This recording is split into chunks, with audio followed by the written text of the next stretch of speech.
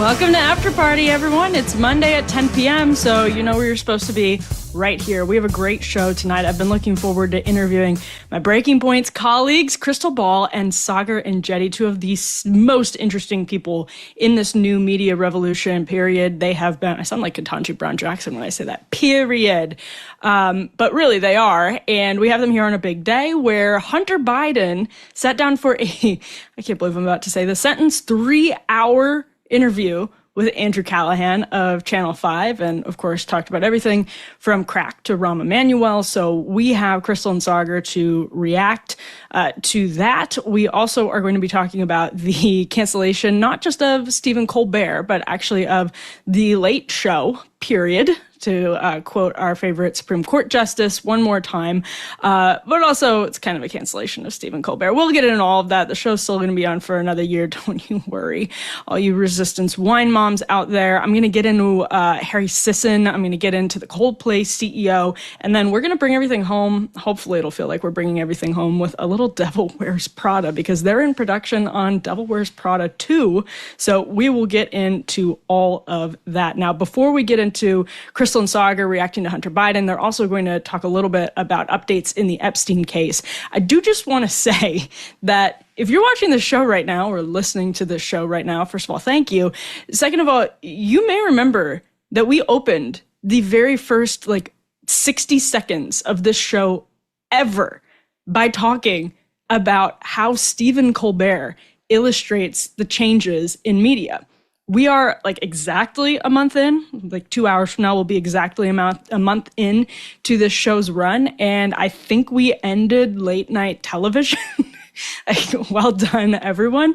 I actually sort of cherish monoculture and late night television as someone who sort of grew up at the tail end of it, arguably the golden age of monoculture in the 1990s and the early aughts. But Stephen Colbert, we said literally, the kind of predicate for a show like this is because we have all splintered into these different niches because of the way there's enormous competition. The gatekeepers have been totally undermined. They're way less powerful than they used to be, and they can't really get away with the level of control that they used to have. And some institutions of media power are really, really not handling it well.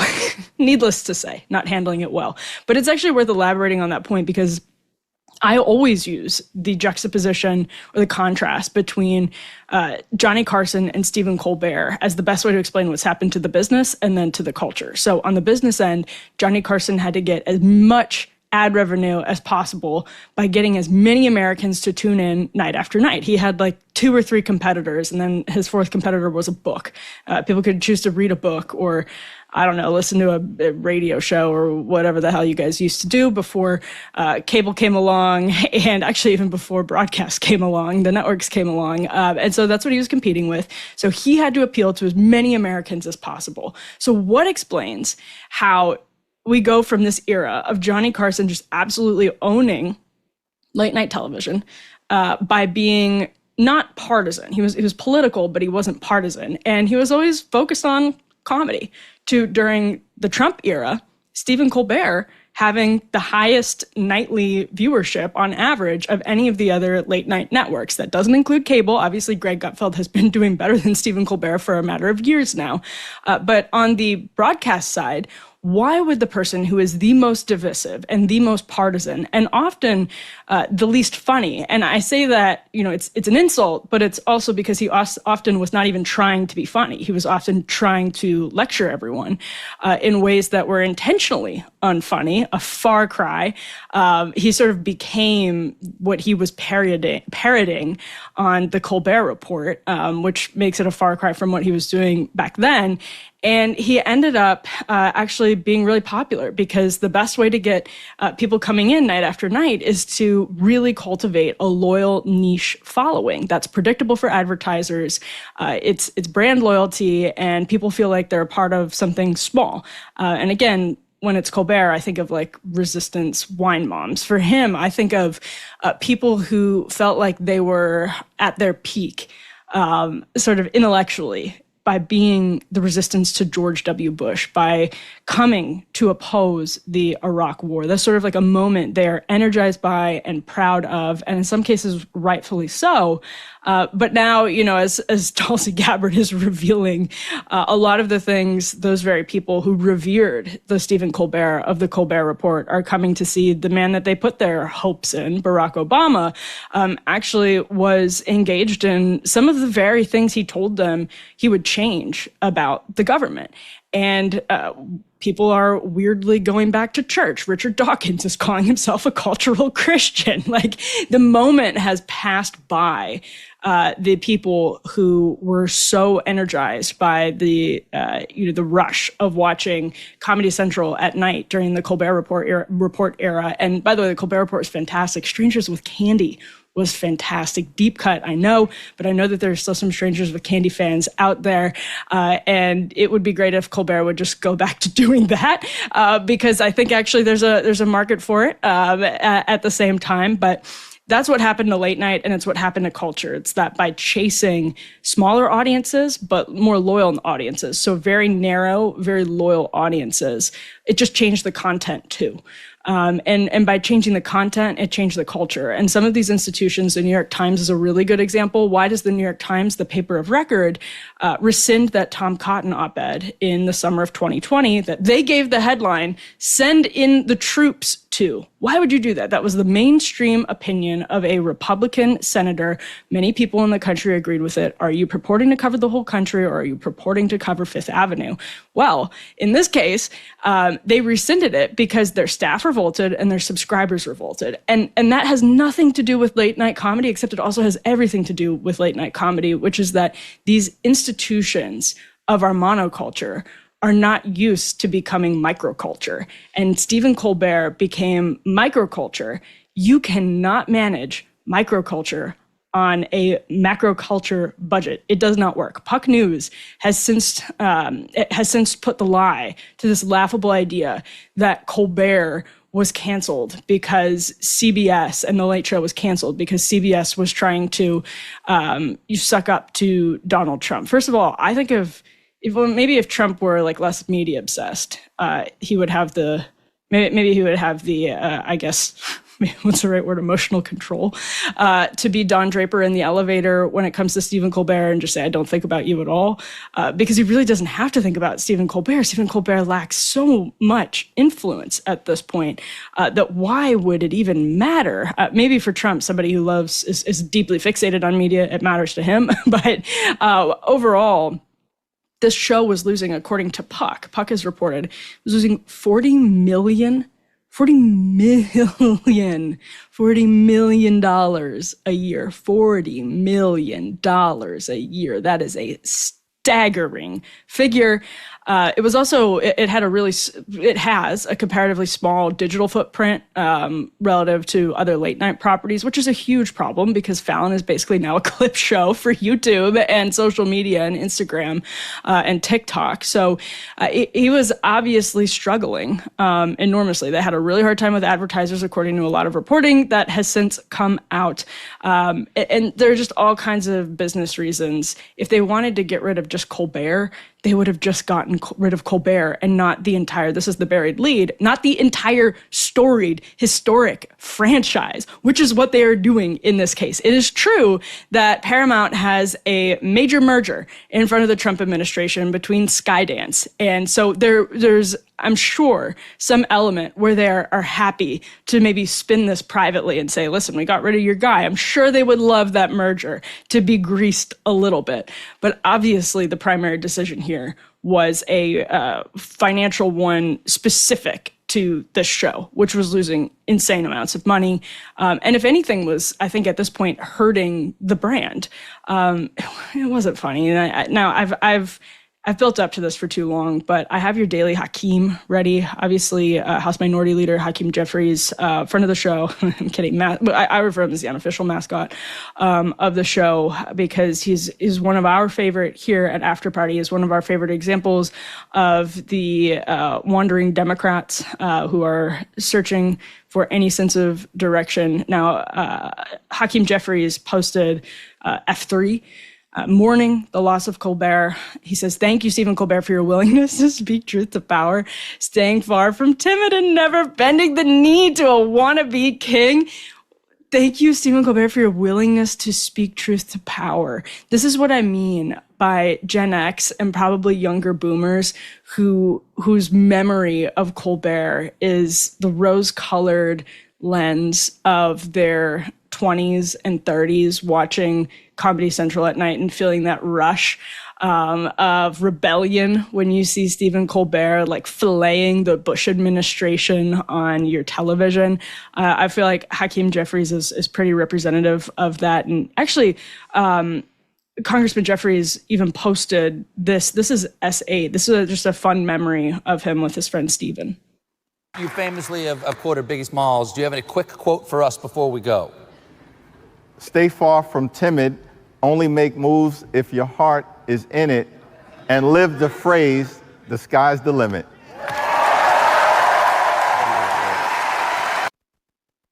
He sounds like Alan from The Hangover. That's what that is. He's like Alan from The Hangover trying to relate to the guys. That's Hakeem Jeffries. I don't know why he's not in any of the presidential chatter, actually, because that man's got it. Whatever it is, that raw charisma, star power, Hakeem Jeffries just has it in spades. But the Colbert discourse has been tiresome. Everyone has been. I mean, I know we have other things. I think Jim Himes was using some of the same language about Stephen Colbert speaking truth to power somehow. Tim Waltz, we can put, so you see Congressman Jim Himes there. And then we have Tim Waltz. This is posting on July 19th, so when this was announced.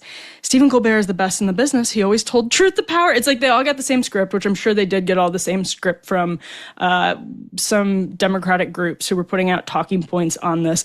Speaking truth to power. I mean, that is one way to put whatever Stephen Colbert did for the last several years. He had, I just saw this hilarious clip of him going around of having billionaire Mark Cuban weirdly rap into the camera about Donald Trump, and in this like strange, like the idea that Stephen Colbert was speaking truth to power while pitting one billionaire against another billionaire and making stupid jokes about Shark Tank, like it is so perfect. It so perfectly encapsulates the fact that they're going to the mat for Stephen Colbert with the sanctimonious language perfectly encapsulates their lack of direction, frankly. But there's maybe a glimmer of hope.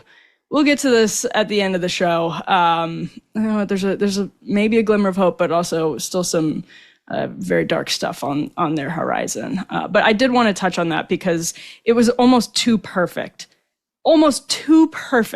that our very first conversation on the show, because it happens to be anytime I go speak to students or whatever, it's the best way that I've found to explain media. And so it was almost too perfect that a month into this show's exhilarating run, CBS announced not just that Colbert was stepping back, but actually that they were retiring the entire franchise because it's just not... it's not worth macro culture budgets. This is going to come for CNN. It's coming right now for MSNBC. One of my hottest takes is that CNN Plus was actually a great idea. Maybe McKinsey steered it into the ground. It had a horrible execution. But if you look at what Fox was able to do with Fox Nation, CNN definitely is envying that from a raw business perspective at this point, because you have to be able to scale back and pare back. And you also have to adapt on the content side to either saying we are for everyone or being honest that we are for this very narrow slice of people who own NPR tote bags in Brooklyn. And that's fine if that's what you want to do. You just need to be honest about it and not call yourself the paper of record or act as though you have any claim to ideological neutrality. And as soon as you can recognize that, this is one thing that makes me sort of optimistic about media right now, is as soon as you recognize and level with your audience and say, I have no claim to ideological neutrality, and let me do that right now. Hopefully you don't need me to, because I'm pretty open about it, but I have no claim to ideological neutrality. That could fix trust in media overnight, which is once again at a record low, according to Gallup's polling. So we're going to get to Krystal and Saagar. They have some really fascinating insights on the Andrew Callahan interview with Hunter Biden as again, some of the people who stepped out, Tucker was just talking about this with Saagar on Tucker's show about how they were some of the first people to like really take the plunge and go out on their own. And so as everyone is trying to navigate, like in the political sphere, everyone is trying to navigate this like wild, wild west landscape. And Hunter Biden, after years of criticism and legal trouble and serious legal jeopardy, decides to sit down for a 3-hour pre-taped interview with Andrew Callahan and seemed to be very familiar with Andrew Callahan's work, chopped it up, let loose, said some absolutely insane stuff. It's really fascinating to hear from Krystal and Saagar what they made of that. And also they've been tracking the Jeffrey Epstein case closer than many, many other people have going back years. So before we get to that, I just want to say over the years, I have been clear about this. Hopefully I've been clear about this. Speaking of people being open about their biases, this is one that I'm always open about. I am not just pro-birth. I am pro-life, and being pro-life means standing with mothers, not only before their baby is born, but long after. It's incredibly important. And that's exactly why I partner with Preborn. Preborn does not just save babies, they make motherhood abundantly possible. They provide free ultrasounds and share the truth of the gospel with women in crisis. And then they stay with real practical help, including financial support, for up to 2 years after the baby is born. How cool is that? This is what true Christ-centered compassion looks like, not just for the baby, but for the mother too. And here's where you can make a difference. Just $28 provides a free life-saving ultrasound, one chance for a mother to see her baby. And when she does, she's twice as likely to choose life. Preborn is trying to save 70,000 babies this year. So don't just say you're pro-life, live it. Help save babies and support mothers today. Go to preborn.com/Emily or call 855-601-2229. That's preborn.com/Emily. Emily. 70,000 babies this year. That's incredible. It really is. And when you put a number on it, and you try to look beyond the number and think about 70,000 babies, it just is it is just an energizing slice of reality. So on that note, let's go ahead. Everyone who knows Krystal and Saagar knows they sure as hell weren't going to stay up until 10 p.m., God forbid 11 p.m., and they also weren't going to crack open a beer or any type of drink because they're very disciplined people with strict bedtimes. They actually were going to stay up until 10, so they were being so kind, but Saagar ended up, he's got a new baby, getting sick, and so we pre-taped this at 5 p.m., which you know what that means. I'm going to be in the chat. So if you're watching this live, head over to YouTube. I'm going to jump in the chat while we roll Krystal and Saagar. And after this, we're going to be back with kind of a culture dump. We're going to go through Coldplay CEO Harry Sisson, Devil Wears Prada, 3 things you never thought you would hear in sequence. And yet we have them together at last. So let's go ahead and take a listen now to my friends Krystal Ball and Saagar Enjeti of Breaking Points. This is the interview that I've been waiting for. I'm joined now by my wonderful Breaking Points colleagues, Krystal Ball and Saagar Enjeti. Krystal, Saagar, thanks for being here. Thank you for having us. Pleasure. As if you don't get to talk to us enough. Yeah, I know. So we talked to you all day. Sick of us yet? Yes. Here we are. We're always more ready for more. Saagar is forcing me to do double duty with Krystal today because you can hear it in his voice. We feel badly for Saagar, but he's being a soldier. Here he is doing podcasting with a cold. So thanks particularly for that, Saagar. Oh, well, you're very, very welcome. I wouldn't call out sick of this for any. I actually called out sick for my own show, but not for you. So that's how much we value and respect you in the Breaking Points family, Emily. Well, thank you guys. You guys are amazing. I'm so excited to have you here. Excited to have Ryan on as well. Let's talk first, though, about this Hunter Biden, Andrew Callahan interview. And one of the things that I particularly wanted to ask you guys about, Krystal, you remember you set up an interview. You and I talked to Andrew Callahan a couple of months back when he had Dear Kelly came out. I think that was the title of the documentary, which was great. Yep. But I actually just wanted to ask you kind of a meta media question. And I'll start with you, Krystal, just at first. Like, what do you make of Hunter Biden doing Andrew Callahan's show? Like, it just seems so out of absolutely nowhere. I mean, I did watch the whole interview. I'm still processing because there were moments of joy, there were moments of frustration, anger, pain, remorse. Like, there was a whole arc of emotions that I experienced while watching it personally. But it seemed clear to me that Hunter is a fan of Andrew Callahan. Mm-hmm. Like he clearly had watched his work and thought that he would be at least, if not openly sympathetic, at least like would hear him out on he wanted to talk about his recovery and sort of just be a human being, I think, as well, and not just, you know, a person that we hear about through the tabloids or through his photos that are released from the tabloids or whatever. So it seemed to me like, in a sense, he was approaching Andrew Callahan in the same way that Trump approached, you know, a bunch of the podcast bros going into the election of like, let me use this as a long form platform where I can sort of be humanized and not just be fed through, you know, whatever mostly right-wing news outlet prism my story is typically fed through. So that's what I got out of the choice. Is just like, he liked this guy and he thought he would get at least somewhat of a fair hearing and have the ability to, you know, express himself in a variety of ways, which he certainly did.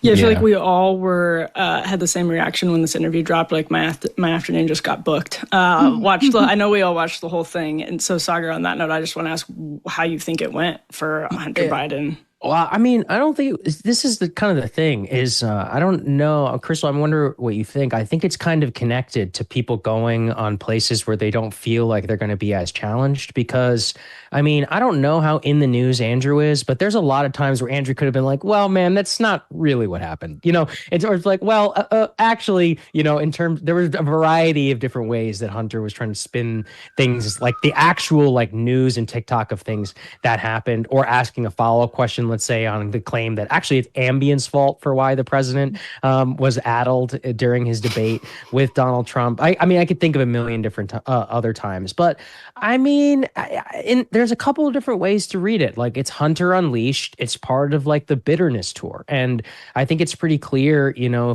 there's all these books coming out 2024 with Josh Dawsey and others, I think from the Wall Street Journal team, kind of inside the denial of the Biden White House, the Jake Tapper book, obviously. But I mean, the enduring theme from Biden and the Biden family seems to be that they think that, you know, it's everybody else's fault for pushing them out. And I don't think they've been all that quiet about it. And so for Hunter, I mean, it's more about like, was he successful in conveying his bitterness? Like, yeah, I think so. I mean, that's really that the whole thing just seemed like a therapy session, really, you know, for Hunter to be able to just vent his grievances against all of these people. But I mean, it's just somewhat ironic, no? Like, he's calling out like the Pod Save America guys. And listen, you know, I have my criticism, and he's like, these guys are grifting off Obama. I'm like, bro, like, what? Like, you're the president's son. Like, nobody would even care. You wouldn't even be rich if you weren't the president's son. Like, shut up. That was, you know, one of the things I did enjoy most about it was like, he has such unchecked visceral hatred for everyone who's ever been connected with Obama. I actually have a clip of this. Let's watch this, because that was one of the things that stood out to me is how and this is, I think, actually a pretty important part of doing the podcast circuit, is that Dems look around and wonder, hey, what happened to Joe Rogan supporting like some people on the left? It's like, well, you guys demand fealty to your establishment in a way that Trump completely he destroyed that on the right. He made it okay to be mad at Republican elites and be sort of a mainstream Republican. And here Hunter Biden is interestingly like casting himself and his father as the victims in this elite plot by Jake Tapper and Tommy Vietor to take down the Biden family name. Like, let's go ahead here and roll S4 first. Opinions, but fuck him and everybody around him. I don't have to be fucking nice. Number one, I agree with Quentin Tarantino. Fucking George Clooney is not a fucking actor. He is a fucking, I don't know what he is. He's a brand. And James Carville, who hasn't run a race in 40 fucking years. And David Axelrod, who had one success in his political life, and that was Barack Obama. And that was because of Barack Obama, not because of fucking David Axelrod. And David Plouffe, and all of these guys, and the Pod Save America guys, who were junior fucking speechwriters in, on Barack Obama's Senate staff, who've been dining out on the relationship with him for years, making millions of dollars. It is sort of delicious, Krystal.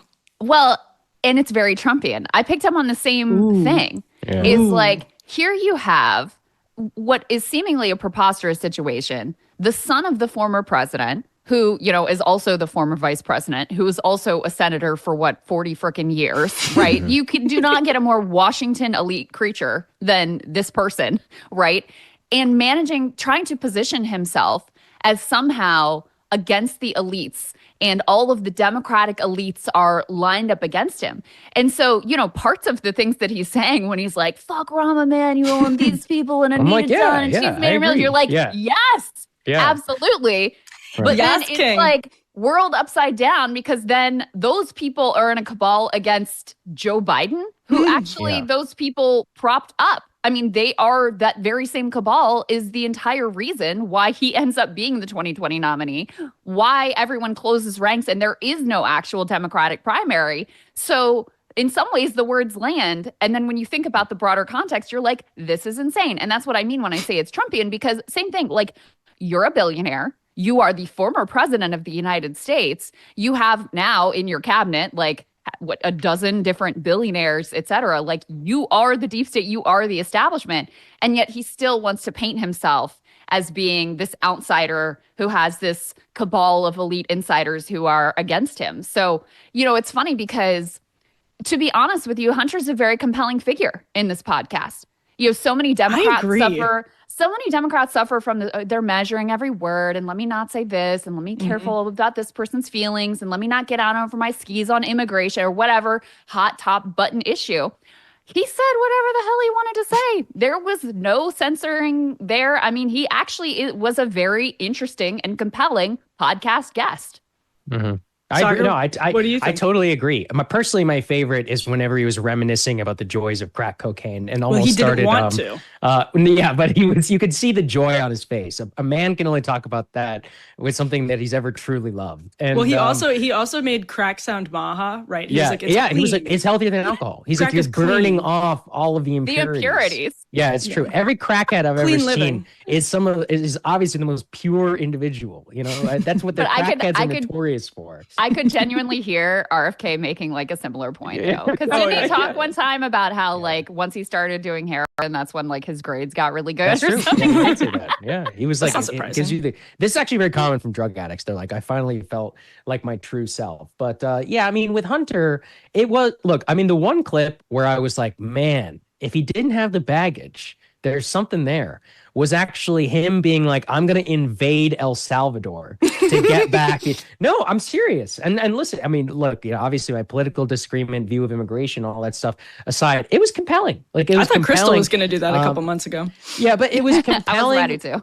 It was compelling to me in the sense of, like Krystal's saying about Trump and just like no regard for, like trying to be bounded by traditional conversation and all of that. I mean, I think everybody can look at him as like the pathetic Nepo son, that he is, who obviously had his own like many myriad problems on top of creating them for the White House, etc. And not also say like, oh, I could see why he's had like a charisma kind of around him for quite a long time. Yeah, so this is S5. This is one of the moments. I actually don't blame Andrew for not going full like Mike Wallace on Hunter Biden, because he was there to have a 3-hour long conversation and get him to open up and all of that. But this was a moment. This one was a little frustrating. This is S5. It's not that Callahan should have necessarily pushed him further. It's more just that like there's some pretty obvious, even easy questions personally that Hunter Biden could respond to when he talks about how he actually really didn't do anything wrong except for the drugs and the women. So this is S5. I've been investigated by the House Oversight Committee, the House Ways and Means Committee, the House Judiciary Committee, the Senate Judiciary Committee, the Senate Oversight Committee, and I have been investigated by Maine Justice, the U.S. Attorney in Pittsburgh, the U.S. Attorney in Philadelphia, the U.S. Attorney in District of Columbia, the U.S. Attorney in Los Angeles, the U.S. Attorney of Delaware, the Special Counsel's Office. Not one single person has ever accused me of a crime based upon anything that was in or discovered as it relates to my laptop. Not one. Not a single thing about my laptop. So this whole idea that there was some conspiracy to cover up the laptop, they uncovered 20 years unvarnished of every single communication that I've ever had over a phone or by text or over email or computer in any digital way. There's not one communication that you can even remotely say is evidence of a crime. Not one. Not one time. Not one communication. I would challenge anybody to show one instance, other than me seeking drugs for myself, for my own personal use, okay? Or women, as it relates to, people that were in the drug trade that I would seek for the purchase of drugs. Oh, yeah, just the drugs and the women aside. But Callahan doesn't need to do the whole, but actually the Foreign Agent Registration Act. But, I don't expect him to do that. But it takes about 10 seconds to Google that.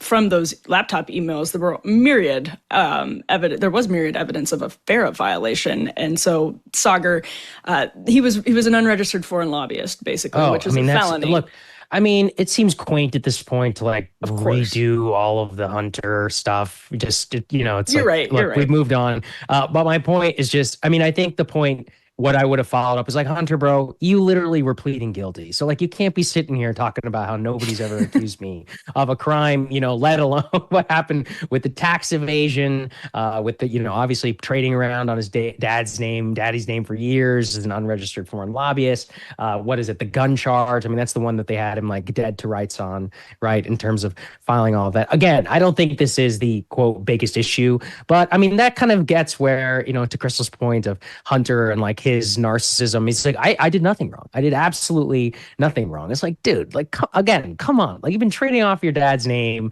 as an unregistered, basically, lobbyist. You were on the Amtrak board. There's all those emails that came out. Look, put all the tawdry stuff and the drug stuff aside. It was literally, trading off your father's name to meet with the Chilean or the Argentinians.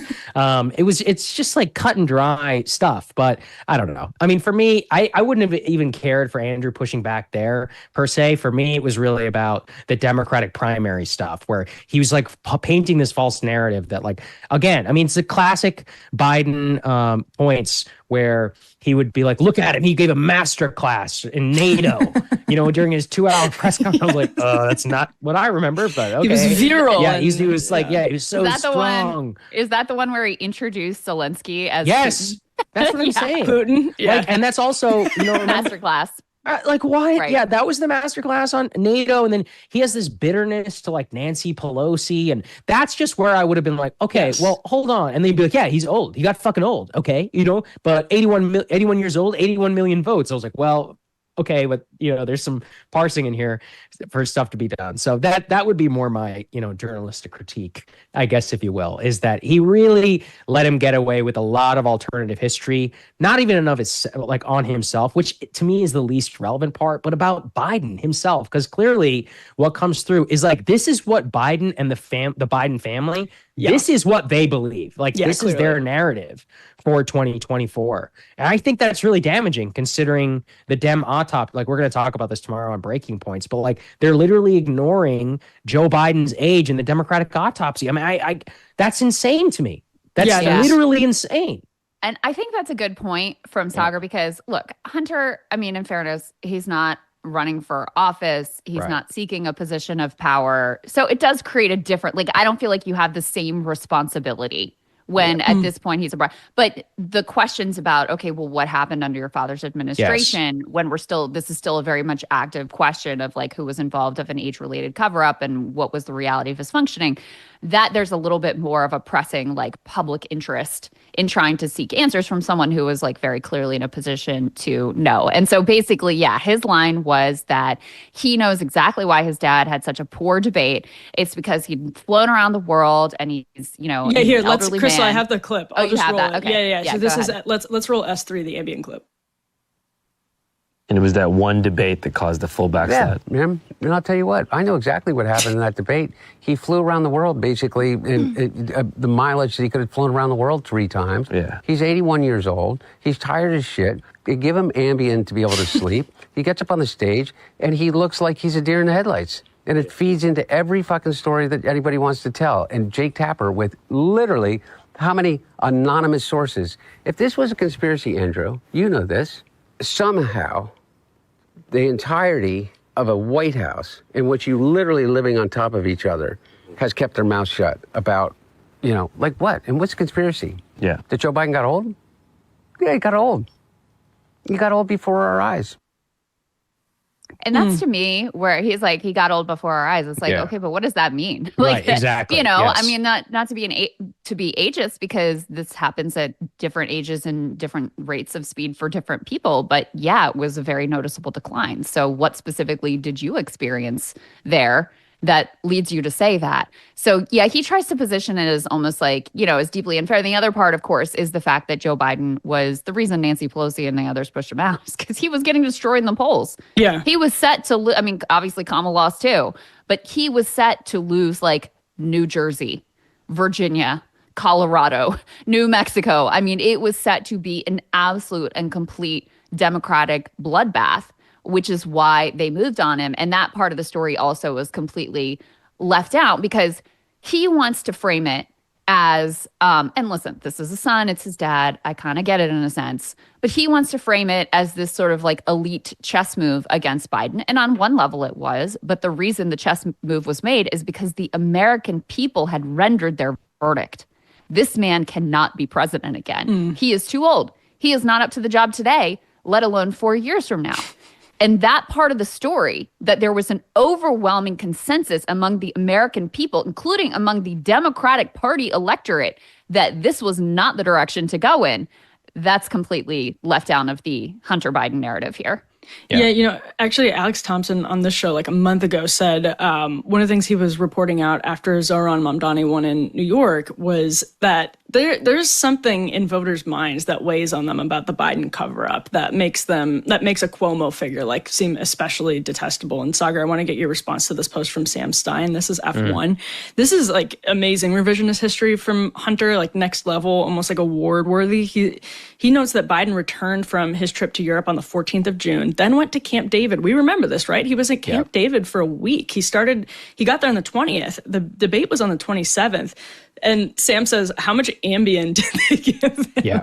I'd love to know the answer. That's such a great point. And, you know, look, I'm a world traveler myself. I sympathize around jet lag. Look, I'm a world traveler. It's a true like, story. I did once run into Saagar on a flight from London to DC. London. That's right. And I walked past him. He has his champagne out. Of course, he wasn't drinking it, but he has his little champagne and he has his little pod and he's ready to go to bed. I got upgraded on that flight, just so everybody knows. Shout out to the American Airlines credit card. All right, globalists, look at you guys. But my point is that anyone can sympathize with jet lag, all right? But like, let's do the math. Like, you went to Europe. Okay, so that's a 7-hour time difference. You had multiple days to recover from your horrible 7-hour time. Also, by the way, he's flying on a plane with a fucking bed in it, last time I checked, on Air Force One. So it's not exactly difficult flying conditions. Came back to Camp David and spent multiple days there. And then, yeah, to your point, like, how much Ambien did he need to recover from a 7-hour jaunt, you know, across the Atlantic? That's ridiculous. The entire thing falls apart on its face.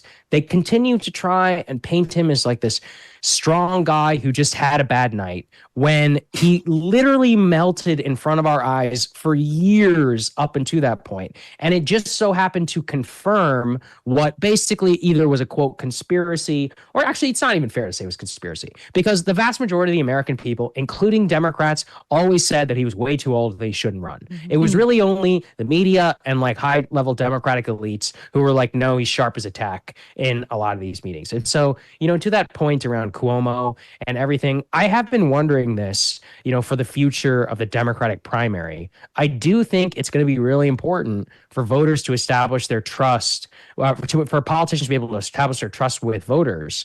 Just be like, look, I'm going to tell you the truth. And that needs to be a vibe that comes from an outsider. So that's one thing where if you don't like Pete Buttigieg or somebody like that, anybody who was in the Biden cabinet should, in my opinion, be asked on the Democratic stage in the very first primary debate and be like, why didn't you say anything?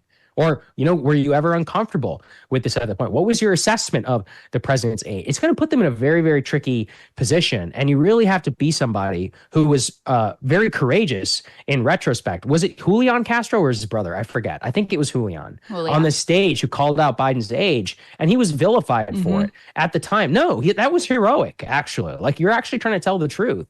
And I'm hoping that this time around that gets, you know, appreciated by the voters after having gone through this experience. Go ahead, Krystal. Just one thing I wanted to say about Hunter, just to bring it back a little bit, is I thought the most compelling point that he made about his own shortcomings is like, listen, all you people who cared so much about me being on this or that board, tell me about Jared Kushner and his deals. Right. Tell me that's about fair. Trump totally. and his shitcoin. Like, tell me about any of that. And they're selling this and they're selling that every day. They're opening up some club in Georgetown where you can pay to rub elbows with cabinet officials.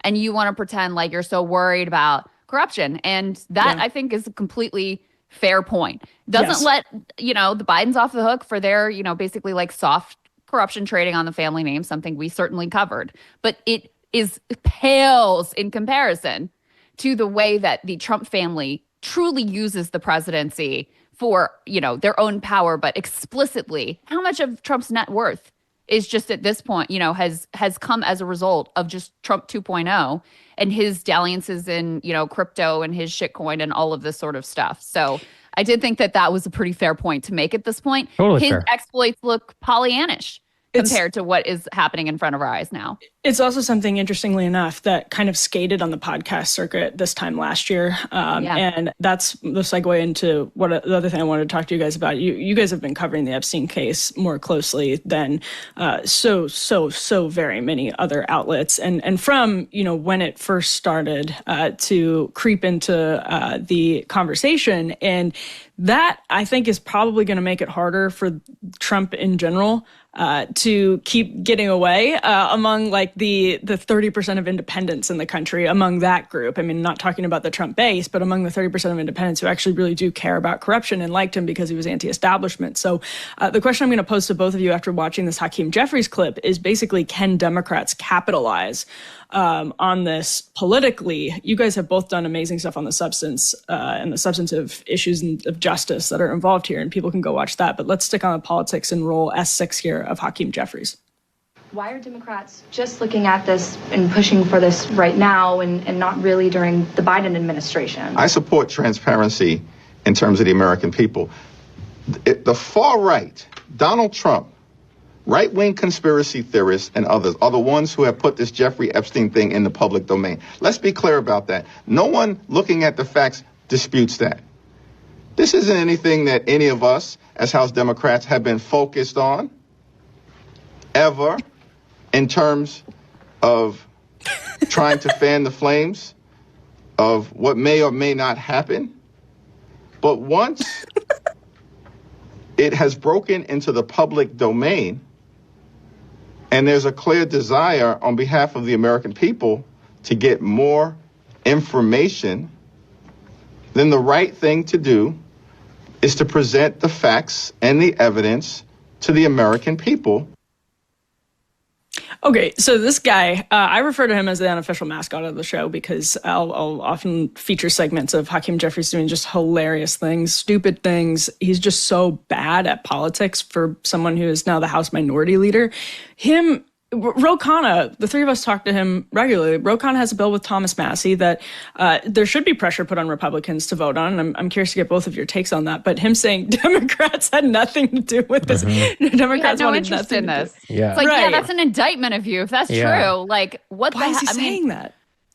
And Look, Nancy Pelosi, she called it a distraction. It's like, what is wrong with you people? And look, will they be able to quote unquote capitalize? Like, I think that, Trump's approval ratings are way down. I saw with young people, he's fallen off by like 54 points. I mean, in some ways they don't have to do much because if you're just not the Republicans and not Trump right now, in some ways there's going to be a backlash and a reaction. But it's like, it should be such a layup to tie together the fact that, okay, you've got all of these, that this administration is being run as basically a billionaire oligarch elite protection racket. And guess what? Jeffrey Epstein fits right into that story. And, oh, look at this. They were best friends. Trump and Epstein themselves were best friends for a decade. So, gee, wonder why he's so concerned about these files being released. Like, it's not hard to put these pieces together and say they cut health insurance for millions of people to give a tax cut to the rich. He gave Elon Musk, his biggest donor, free reign over the federal government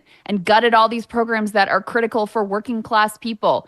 I mean, And then you have the Epstein piece, which again is just protecting the rich and powerful people who have never been held accountable in these cases, one of whom is probably the president of the United States. It's not hard to put the pieces together, but for people like Hakeem Jeffries, who also is interested in that elite protection racket, and it's core to his politics, judging by the, places that he predominantly gets donations from and the ideologies that he protects, they don't actually want to connect those dots. And so until the Democrats decide whether they actually want to be a party of the people and deliver for people and, embrace figures like Zoran Mamdani, who are speaking to those needs and concerns, until they decide, they're going to have to make a choice between that and between whatever the hell it is that you just showed me, Emily, because you are not going to, you may win the midterms, you may, I'm not going to say you never win an election again, but if you actually want to build a meaningful majority in this country and regain credibility, Hakeem Jeffries needs to go, Chuck Schumer needs to go, they need to completely change course, and they need to take a hard stand against their own donor class. And Saagar, I'm tossing that to you with the added question of if what you're hearing from Trump world, you're very well sourced, suggests they know there's potential for Dems to kind of come in and swoop into one of their key, issue areas. Actually, I haven't heard anything, and that's very telling to me because they know. Like, they know it's a problem. And this is actually where the people around him, they know, not just know, they capitalize on this to their own political benefit. This is an issue where it's actually solely on the president and how he thinks about it. And then for a variety of reasons, we can all speculate. Maybe it's a lot of stuff that's come out recently about his relationship with Epstein and the letter or whatever, although I'm sure, the MAGA people don't want to hear it. They think it's fake. That's fine. Look, you put the letter out. You can look at all the other stuff, including the video. That's part of it.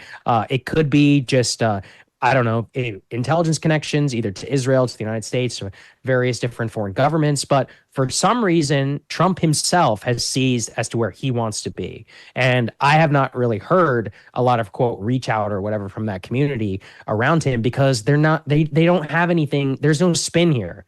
They're apoplectic or they're despondent because they actually believed and wanted something out of the story. And then all of a sudden there's been like a record scratch move in terms of the way Trump has behaved. But to the Democratic question, this is where you have to separate, the Democratic leader from aspiring Democratic politicians. Like, I think there's a reason. Look, I mean, to the extent that podcasts and all this other stuff matters, Theo Vaughn is out there tweeting about Ro Khanna, right? And the Epstein bill. Right. Yeah, true. And Ro was just on the Flagrant podcast, and Ro was on Theo's show too, wasn't he? Right. So it's like, look, is Ro Khanna going to win the primary? I don't know. Okay, I have no idea. But like, what I do know is that to the extent that audience, which was very impactful for Donald Trump in getting elected, they still care a lot about the story. I've done 2 major appearances on Epstein. I think the collective between those 2 is like 4 or 5 million views on YouTube. It's crazy. Maybe even more, actually. Probably tens of millions if you add the podcast downloads from all of those appearances. And those are in very MAGA places. Can we agree on Tucker Carlson on the Flagrant show at the very least? So plus, if you add together our own show, I mean, we're literally talking about tens of millions of people who are checked in on the story. So I don't think it's going away, but I do think it's uncomfortable for a lot of the way that these Democratic elites and establishment people are, either because they don't have the language or the knowledge. Like he said, he's like, oh, the Democrat. It's like, no, to be able to say this stuff credibly, you have to be able to call out everybody. And that's just obvious to me that like these, the more Democratic Party leaders and all of that, like that's just not how you get to where you are, the Hakeem Jeffries, and all these other people. It's really instructive to look at Jeffries and Pelosi, like New York and California. Those are machine party states where you're knife fighting each other, like your own Democratic colleagues, as opposed to, let's say, beating the other side. Like you're kind of coming up within the system to become the eventual leader. And Chuck Schumer is another example of this, where I think you really need somebody who is much more willing to call out Democratic establishment and as well like your own party and as to be able to give you the credibility to talk about it to everybody. That's just what I think. I think Hakeem can do it. I think he has it in him. Kidding, of course. All right, so Krystal, flashes of brilliance there. Yeah, you and I have been up for a long time today, so I wanted to give us like a little bit of a gift before we signed off tonight. This is F2. I want to ask Saagar. I know he's been sick, but he's probably been checked out of this, or maybe he has been checked into this discourse. I don't know if you saw this viral take. Europe is a bunch of third world countries with better branding. No AC, no dryers. Ice is a luxury. You'll sweat through dinner while the waiter ignores you for 2 hours. Say what you want about America, but at least eating out doesn't feel like hot yoga with bread. And Krystal, as a treat to us, I just wanted to tee Saagar up to see what maybe he had to say about that. I mean, listen. Before Saagar jumps in, I just want to say, though, that I enjoy Europe. I have been to Europe at times, not in years. So for someone who hates Europe so much, you spend a lot more time there than I do. I've been a lot more. It's true. It's true. That's right. It's true. I'm just putting that out there. Just putting that out there. Krystal, it's not fair because I didn't have any kids. I was sowing my travel oats while I had the chance.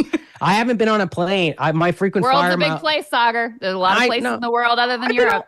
Come on. When we've hosted the show, I've been all over the world. All right. I hit multiple continents just while the time we were hosting Breaking Points. But I just had a kid. I haven't been on a plane in 5 months and several months. Right. You're having withdrawals. I'm losing my frequent flyer status, which is just devastating for me. I don't even know what I'm going to do. Show up to an airport and have to stand in line, boarding group 3. That's like a nightmare for me. But anyway, that is obviously a correct take. Look, I mean, at this point, like 12 people have sent me that, just being like, oh, LOL, people are trying to rip off your thing. I'm just glad that people are waking up to it. And actually, I'll use this as evidence for why people should stop all going to the same places, because it's not only a bad experience, we should broaden your horizons. And I'm very happy to report that this month, the new travel data just came out where actually the city of Paris got less American visitors than Tokyo as of this month from Americans. Americans are visiting Tokyo now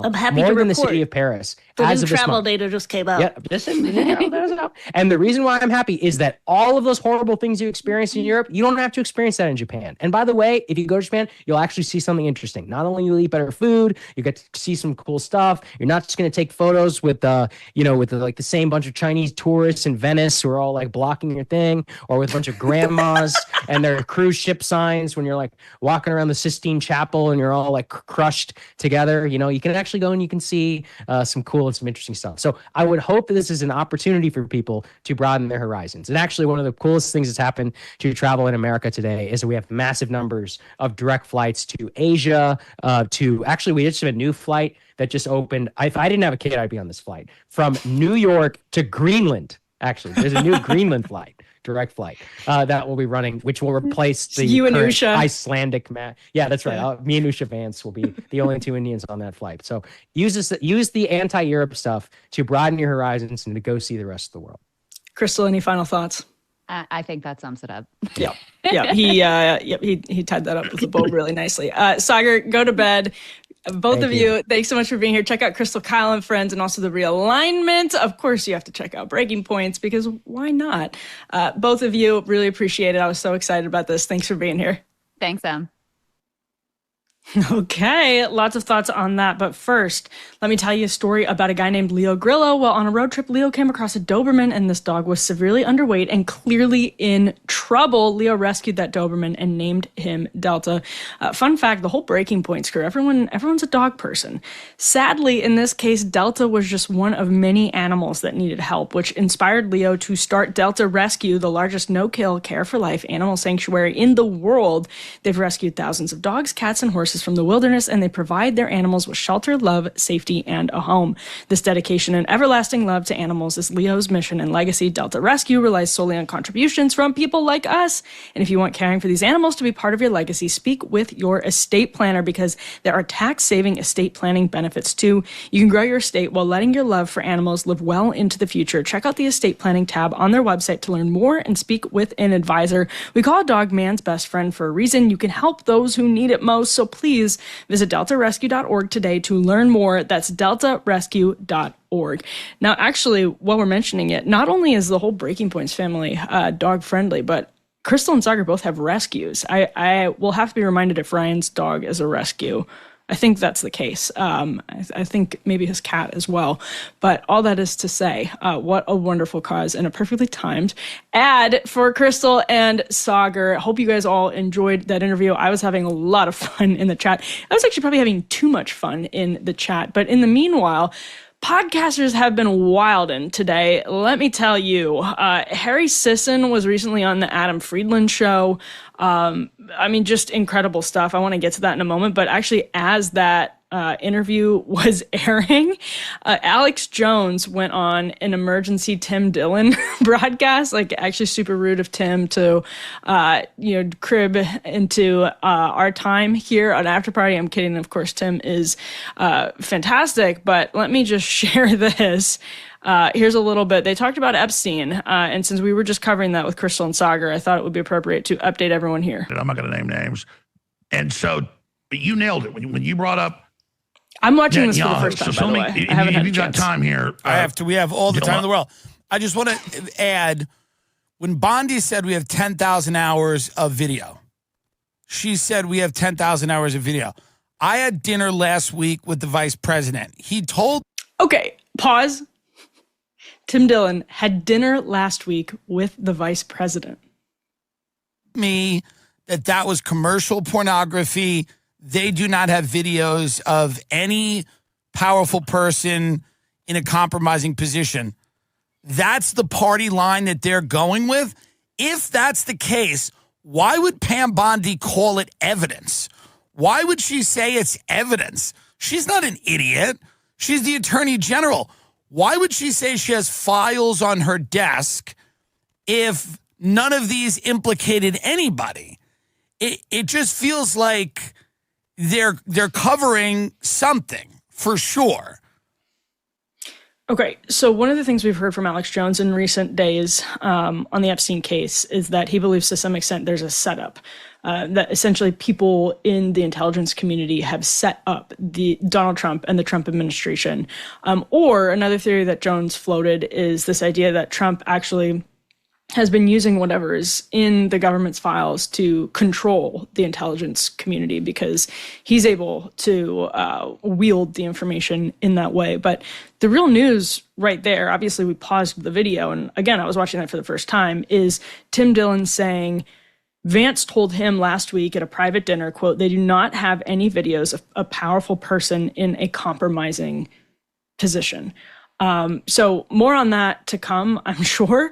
But what a wild day. I mean, did you catch, I actually just have to skip straight to this. I don't know if this is, I mean, this happened earlier today, but the Nelk Boys, if you're familiar with the Nelk Boys, like pretty MAGA creators, podcasters, whatever you want to call them, actually interviewed Benjamin Netanyahu. And as the video was airing, they got piled on. They get into this back and forth at one point with Netanyahu over whether he likes McDonald's or Burger King, and Netanyahu oddly says that he prefers Burger King, which I don't think I've ever heard a single person say. Like, I don't know that anybody, if you, first of all, if you think that, don't admit it. And second of all, I don't know that anybody actually thinks that.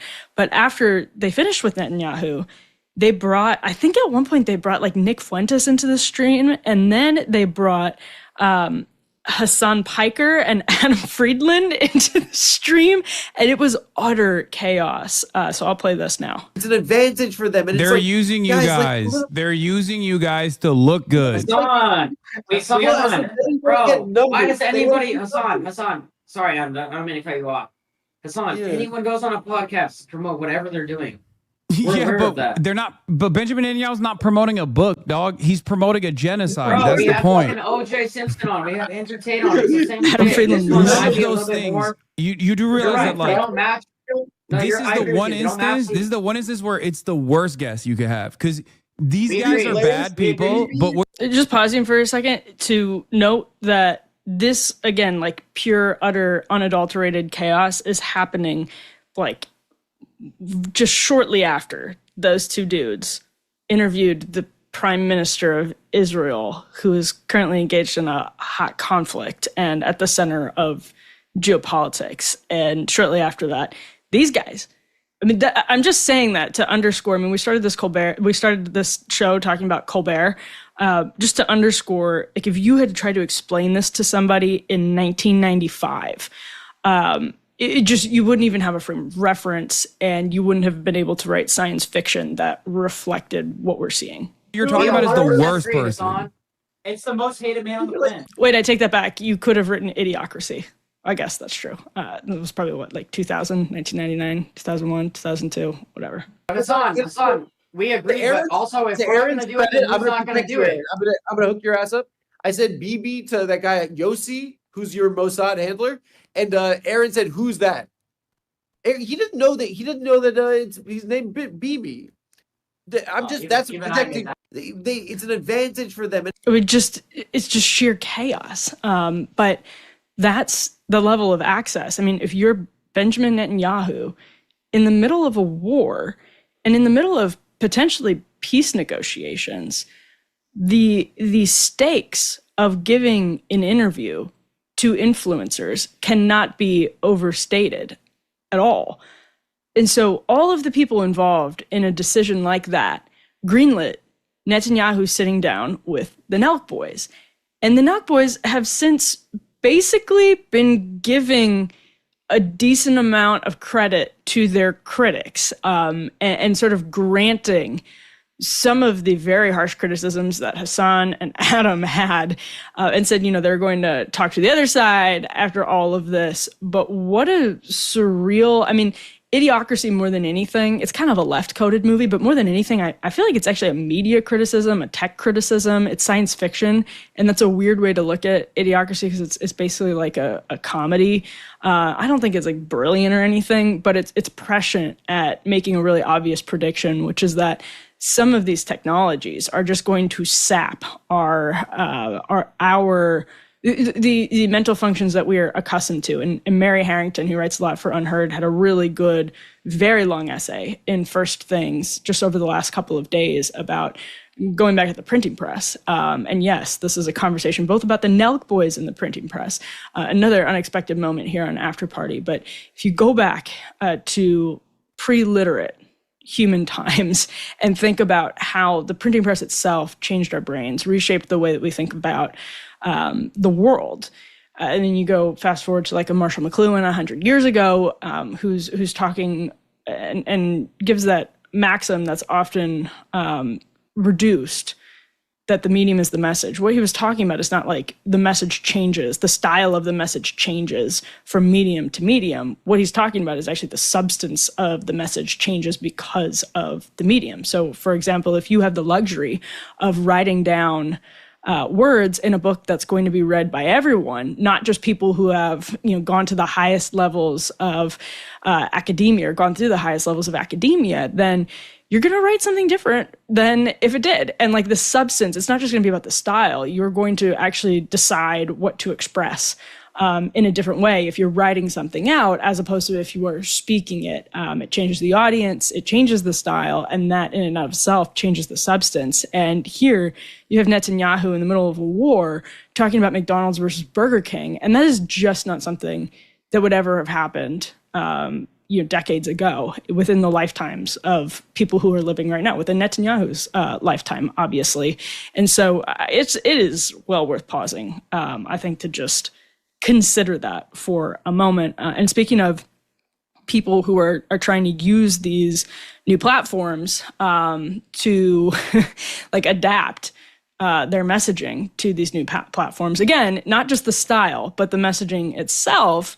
Adam Friedland, who you just saw there on the stream immediately after Netanyahu finished with the Nelk boys, had the one and only Harry Sisson on his show. And Adam Friedland, by the way, is doing like his new show. It's kind of like I don't know. It's like a Z-Way type show, and it's pretty good. If you've followed Adam Friedland for a long time, that probably doesn't totally surprise you. But I think Z-Way is probably the best point of reference for this. Now, Reagan Reese over at the Daily Caller, she's worth a follow. She's great.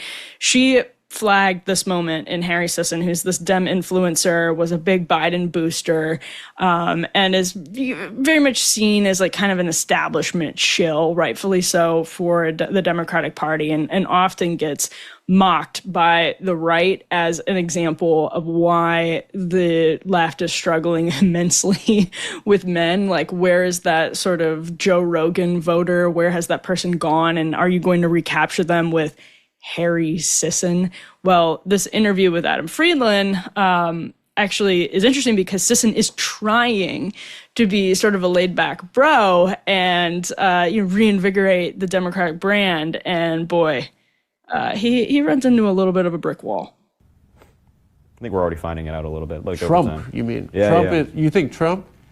I mean, I think there's definitely some connections here. Between like the rise in online culture and the rise in insecurity in young men, and then like being like, oh, well, Trump speaks to my insecurities. He says it's this person's fault, so it must be their fault, and I'm not the problem. Whose fault?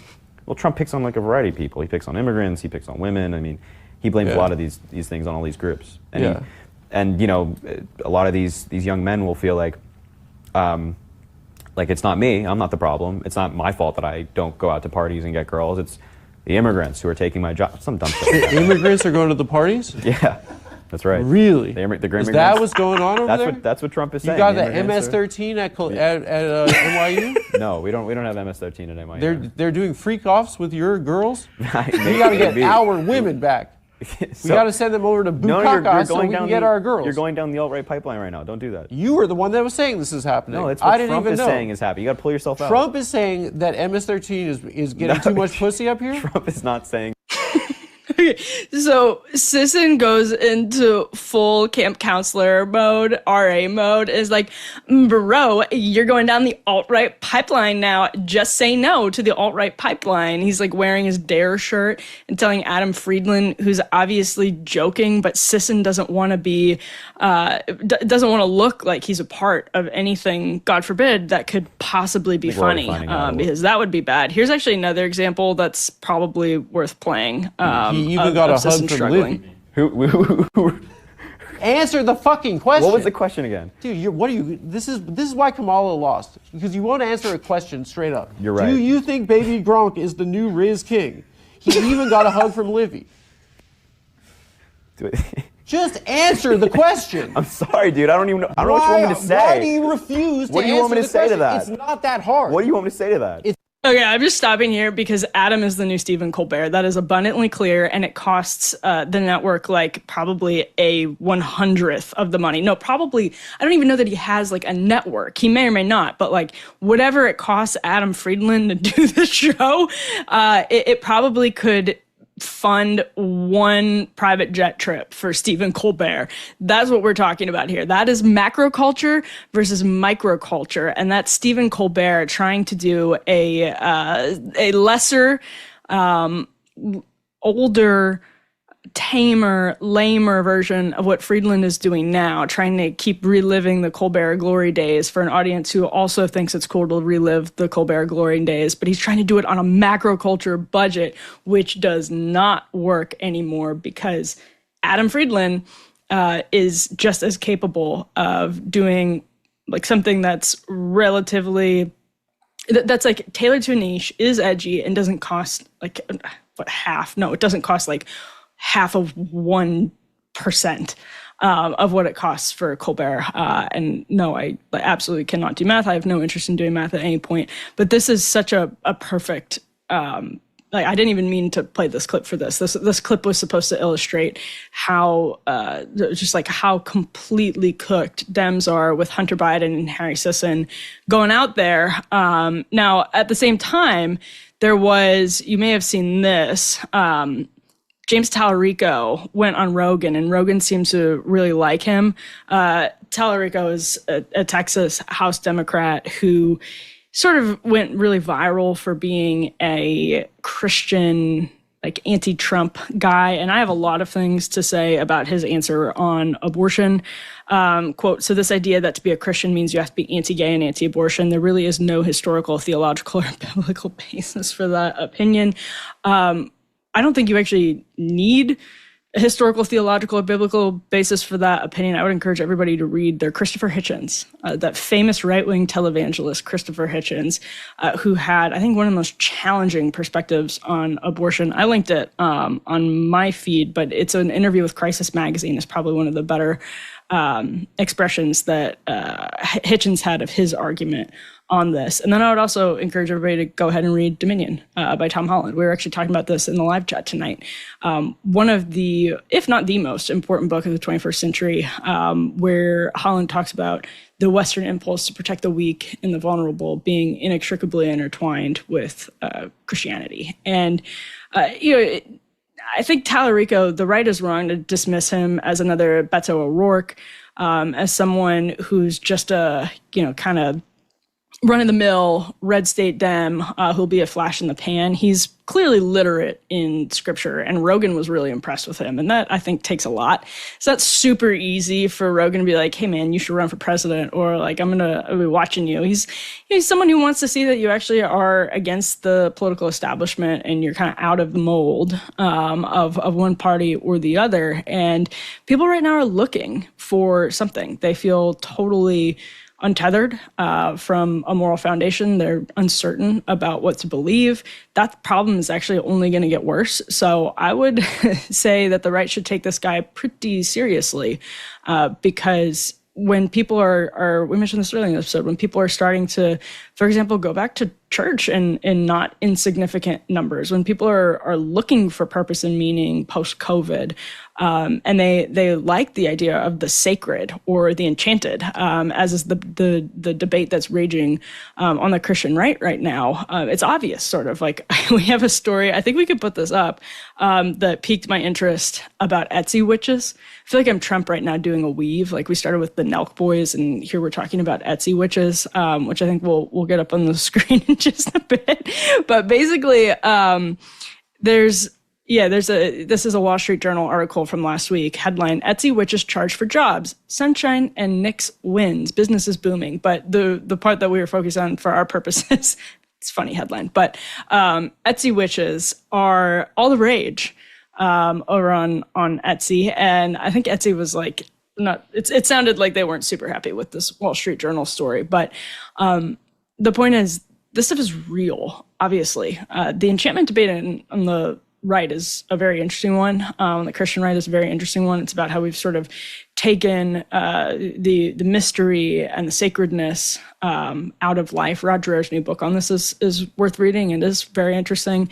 And we've over-mechanized it. We've over-analyzed it to the point where everything feels like computation and everything feels sort of cold. And we lose that sense of mystery and that sense of the sacred and the supernatural. And when you're sort of, all of us, this is my opinion, all of us have an sort of innate recognition of the supernatural. We're sort of pulled to it for reasons that have to do with the fact that the supernatural exists. And because of that, it sends people into some really positive directions and to some really negative directions, because that's a real thing. And when people are just lost for meaning and purpose, and they feel untethered from moral foundation, it's tempting to hear a guy like Tallarico, who is, for example, pro-choice, like many Americans are pro-choice, but many Americans might be pro-choice and they might be anti-woke,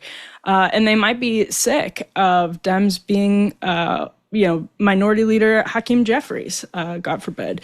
I know that he's widely beloved, but some people, this is controversial, but some people might not be super impressed with him, and maybe looking for somebody like a James Tallarico to come in and give them something that feels competent and grounded. And I would expect to see this not just from Dems, increasingly from Dems, but also probably from other people in the church. So that was a little bit of a weave, but it's about to turn a lot of a weave.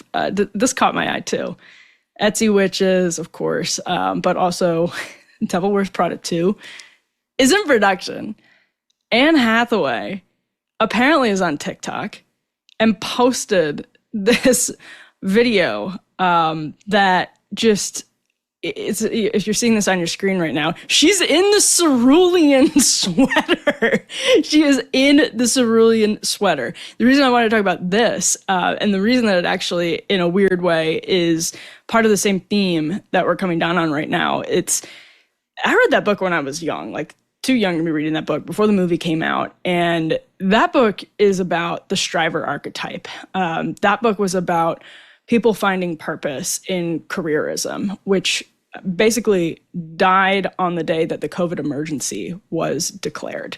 And people were relegated to working from their home laptops or sort of listlessly putting in, the bare minimum amount of work and looking for purpose and meaning. There's a really famous New Yorker cover from the time that I'm going to pull up right now, because it's like if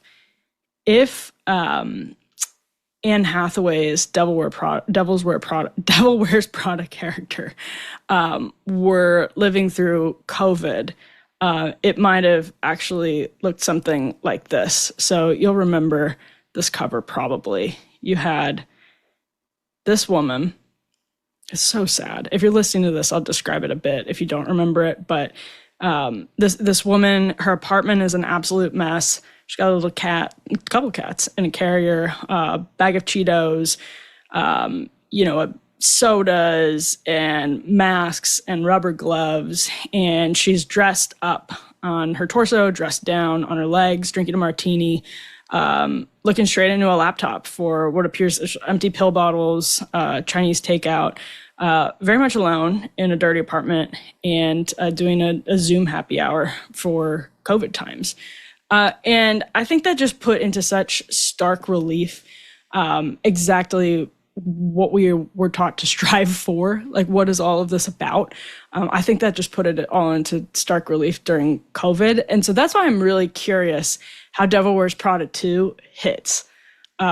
Because this generation, especially Zoomers, I'm assuming the movie is mostly aimed at Xers, millennials like myself, and people who kind of grew up with Devil Wears Prada. Although that movie has lived on in meme legend and is like just sort of a part of meme lore at this point and woven into the pop cultural fabric. So it's probably directed at kind of everyone. To be honest, it's a timeless movie. It's great, and the book is a good read.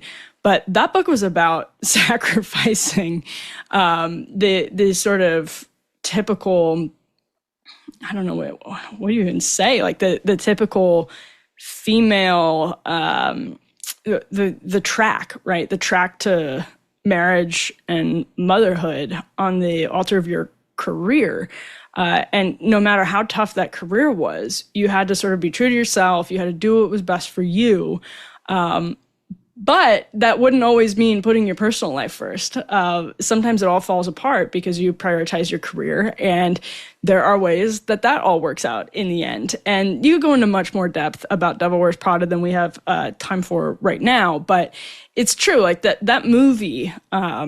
She had a boyfriend in the book too. She had a boyfriend who was just asking for a little bit more of her time, basically, just a little bit more of her time, and she was like, I've got to work. And I think it's true that, there's the old cerulean sweater and the old Stanley Tucci. If you're watching this, you're seeing it on your screen. We're playing these iconic moments. But it's just true that in some ways, Andy was the villain of Devil Wears Prada. I mean, of course, Meryl Streep was the villain of Devil Wears Prada, as Michael Scott found out by watching the movie in installments. I forget what episode of The Office that is. It's an early one, but in some sense, Andy is kind of, and I don't know that the book of the movie actually was arguing against this, but she just was handling her personal life. She was deprioritizing her personal life in a way that was detrimental to her overall. Now, I think the movie makes the case that she was deprioritizing her personal life in a way that ultimately turned out to be fine. I just don't think for most women that's the case. And I think there was something about Devil Wears Prada that resonated, whether it was intended to speak to something deeper and wider. There's something that resonated at the time with women. that sort of gave people permission, just like Sex and the City sort of gave people permission to pursue promiscuity. Devil Wears Prada sort of gave people permission to pursue careerism and to feel okay about, of course, standing up for yourself against tough bosses and all of that. That's really what I should have talked to Krystal and Saagar about, by the way, just making me stop getting their Starbucks. But other than that, they've never done that. But other than that, this idea that like your meaning and your purpose can be found through work, in a sense, it's very American. This is a country. I've been on a binge of these old PBS shows, Frontier House, Colonial House, because of the new HBO show about like sending people back to the frontier. I think it's literally called Back to the Frontier. This is like very, very much part of the American ethos, is pulling yourself up by your bootstraps and working really hard. But in a social media age, I mean, actually here, let's do the full weave and end it on Coldplay. Why the hell not? Because in the age of social media, this can all come crumbling down. It's not social media. In the age of the panopticon, we always say social media, but it's not social media. It's having social media on a smartphone, and the smartphone having a camera. It's that combination of the two things. And I know because I lived through it, and I was like 14 in 2007 when the iPhone came out and can basically draw a bright red line from before and after. And I know many of you can too. And that's what this is really about, having those devices that combine virality, combine constant surveillance with virality. These images do not go away. They are permanent, and then they're immediately published and broadcast. And so that's what we saw with the Coldplay CEO to go full weave on us, because seriously, I get it. This guy is gross. He's been fired now. I think we have an element to that extent to put up on the screen. An astronomer, CEO, who's at a Coldplay concert. Already so many red flags. You can see the viral TikTok. If you've missed this, you are one of those blessed people who knows the dangers of smartphones because you're not on one. If you were on a smartphone, you saw this like right away. Most of us saw this like right away. This was the kiss cam seen around the world. The couple like ducks for cover because they're obviously engaged in some like Coldplay adultery for whatever reason, and they're caught. And Chris Martin calls them out basically. Clip goes mega viral. This guy, this is his job. More importantly, perhaps not to the Devil Wears Prada consumer, but more importantly, the guy's probably losing his marriage. And all of this, it just, I remember thinking this about like, what was it called? Like Total Frat Move and Barstool when I was still in college. Because you always think, I'm sure everybody else has thought this too, like, what if I was the person that tripped at a baseball game and fell down a bunch of stairs and immediately had myself picked apart? One of the more humiliating moments of my life. Funny as it is, if you're in a crowd of people who are physically surrounding you and can laugh it off and shake some hands, like, oh, I'm okay. People who have no stake in your life, you'll never meet them. They haven't given more than 10 seconds thought to you, but they've published whatever that they spent 10 seconds thinking about onto the internet. And that's going to be there forever. And that's not natural. We are not equipped. One of the best books to read is Hunter-Gatheritor's Guide to the 21st Century. It's by Brett Weinstein and Heather Heying. That book is excellent. And it just makes you think about how, as a species, we are not equipped for some of these technological capabilities that we have been absolutely thrust into rapidly. Like, for example, the ability to publish permanent thoughts, criticism, cheerleading of people we have never met, we will never know, who don't have any physical stake in our immediate community, which is important for myriad reasons when you're talking about how you treat others. If you're invested in someone who falls down the stairs at your local, AA baseball team game, you might have to see them again. Maybe they know your brother. Maybe they go to your church. Maybe the people next to you know their brother. We think about these things differently, believe it or not, when we are in our own physical surroundings. And that does matter. It matters for how we treat other people. It is not natural to be able to pile on people around the world and potentially get them fired. Like, I'm not crocodile tears for this guy. Like, I'm not crying for him. There have been many more examples. Like, the entire era of cancel culture was one big lesson, heartbreaking, tragic lesson in this, day after day, how we treat each other differently when you are naturally reduced to pixels on your phone because you'll never know these people. But you have control over their lives now. You have control over what they think about themselves, over what their community thinks about themselves, over what their employer, their family.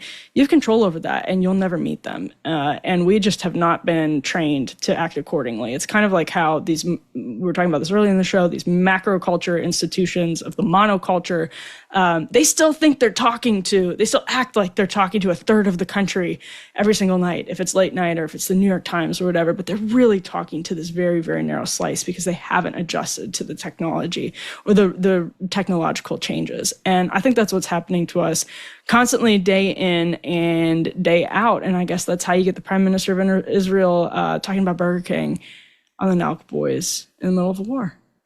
I guess that's a good place to leave it. I'll just leave it right there. Thank you all so much for tuning in. I keep going longer and longer because I get deeper and deeper into these rants, but appreciate you guys sticking around. Shout out to Krystal and Saagar, especially Saagar, who was sick, and Krystal was hosting the show this morning. So appreciate having them here. We've got more great guests lined up for the next few weeks. As a reminder, Emily at Devil May Care Media is an actual email address. I've been responding to a lot of your emails, answering some of your questions, all that good stuff. Emily at devilmaycaremedia.com. Doing my best to get back to all of you. Appreciate you tuning in. And we will see you back here when, I hope you know, Wednesday, 10 p.m. live. Let's do it. We'll see you then.